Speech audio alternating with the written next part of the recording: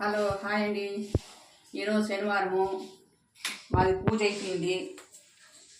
టిఫిన్కి వచ్చి నేను కర్ణాటక స్పెషల్ బిసిబేలాబాద్ చేస్తాను. దాని కాంబినేషన్ పెరుగు చట్నీ, కారా బూందీ. అది ఎలా చేయాలో చూపిస్తాను, చూడండి. ఒక గ్లాస్ అండి, ఒక గ్లాసు బియ్యము, ఒక గ్లాసు కందిపప్పు కడిగి నానబెట్టుకున్నాను.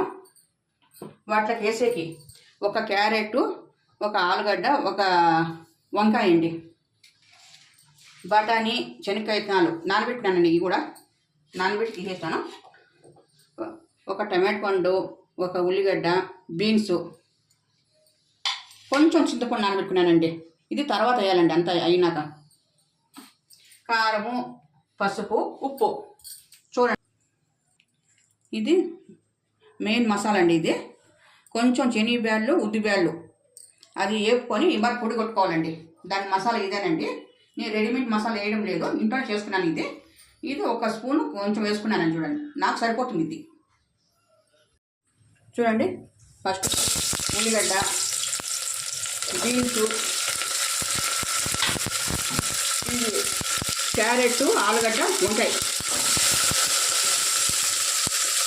బఠానీ, శనక్కాయ విత్తనాలు,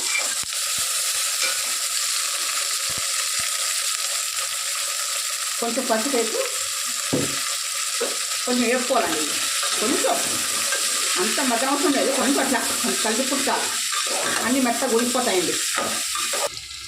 చూడండి, ఇది కొంచెం వేపుకుంటే చాలండి. ఇది తర్వాత ఈ నానబెట్టిన బియ్యము, కందిపప్పు,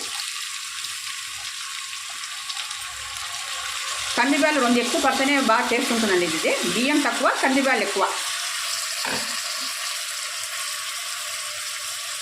తర్వాత కారము, ఇది దీని మసాలా అండి. శనగబ్యాలు, ఉద్దిబ్యాలు ఏపి పొడి కొట్టింది అది. టమాటో పళ్ళు, దానికి తగినంత ఉప్పు. చూడండి,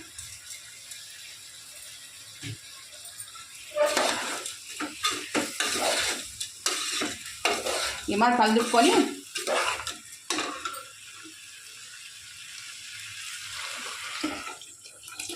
ఒక చెమ్మ వేస్తానండి. ఇంకా అర్ధ చెమ్మ వేస్తాను, మళ్ళీ అర్ధ చెమ్మ వేస్తున్నాను. చూడండి, ఇది నీళ్ళు ఎక్కువ పట్టుకుంటుందండి. ఎందుకంటే ఇది పొంగల్ టైప్ వస్తుంది కాబట్టి నీళ్ళు ఎక్కువ పట్టుకుంటుంది. దీన్ని ఓ 4 విజిల్స్ పెట్టుకుందామండి. చూడండి, 4 విజిల్స్ అయిపోయినాయి. స్టవ్ బంద్ చేసేసినాను. ఇది విజిల్ అయిపోయే లోపల మనము పెరుగు చట్నీ చేసుకున్నాము. దీంట్లోకి చూడు, ఒక ఉల్లిగడ్డ కోసినాను, కొంచెం ఉప్పు, దీనికి ఇది అండి ఇది పప్పుల పొడి అండి. ఇది ఒక స్పూన్ పప్పుల పొడి. ఫస్ట్ పిసుక్కుందామండి, తర్వాత పెరుగు వేసుకుందాం.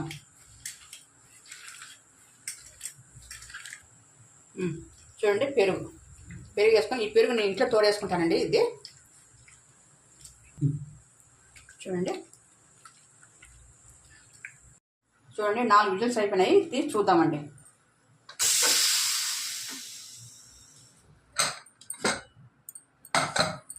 చూడండి, కరెక్ట్ సరిపోయిందండి.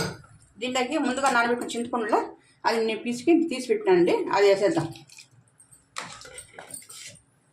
అది వేసి కొంచెం ఉడకనిస్తాము. ఉడకపెట్టి అంతలో ఈ ఉడికే లోపల మనము దీనికి తిరువాత పెట్టుకుందామండి. చూడండి,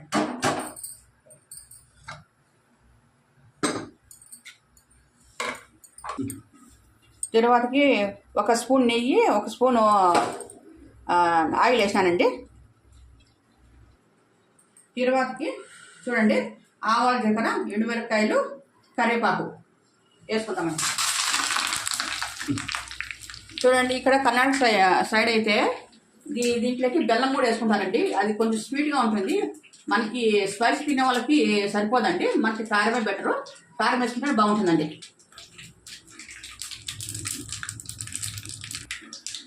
చూడండి, ఈ మరి తర్వాత అయినాక దీంట్లో చేసేద్దామండి.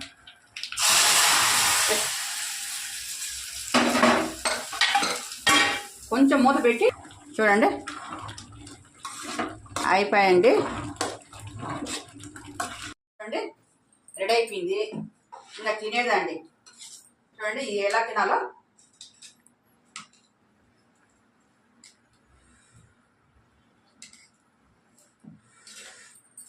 ఇది కారం బూందండి. ఇలా చల్లుకొని ఇది పెరుగు చట్నీ.